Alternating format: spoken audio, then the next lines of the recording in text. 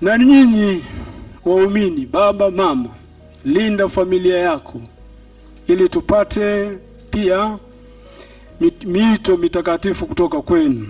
Viongozi tunaambiwa lindeni, linda nchi yako, linda kazi uliopewa. Mwalimu Nyerere alikuwa mfano mzuri wa mlinzi mzuri. Kutoka Ikulu aliona mpaka Kagera, akaona Idi Amin anazunguka pale Kagera.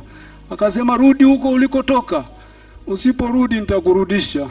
Na baadaye sio alimrudisha, alimtoa kabisa. Mfano wa mlinzi, kuona mbali kabisa wa kiongozi, kuona mbali kabisa, mbali ya mipaka ya nchi yake na kuona na kupitiliza.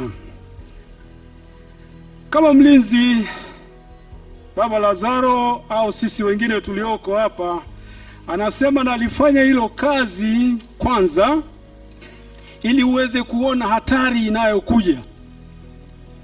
Hatari inayokuja. Na ukishaona ile hatari inayokuja, waarifu watu wako ili watu waweze kukumbana na ile hatari. Kwa hiyo mlinzi kawaida hapaswi kulala.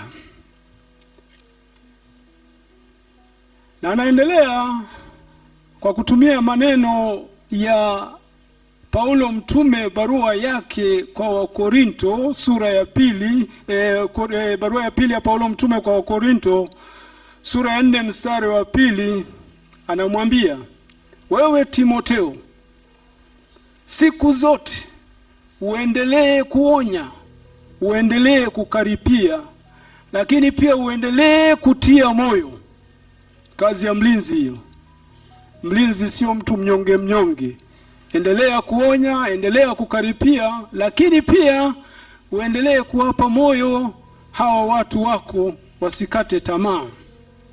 Kuna walinzi wa ajabu. Kuna mmoja tunakutana naye katika kitabu cha nabii Amosi sura ya 7 mstari wa 10 mpaka 17.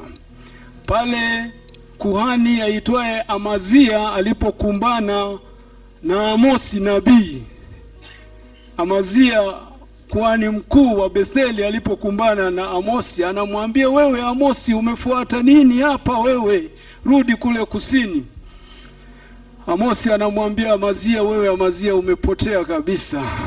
Unafikiri mimi nimejileta hapa? Kwanza mimi sikuwa nabii.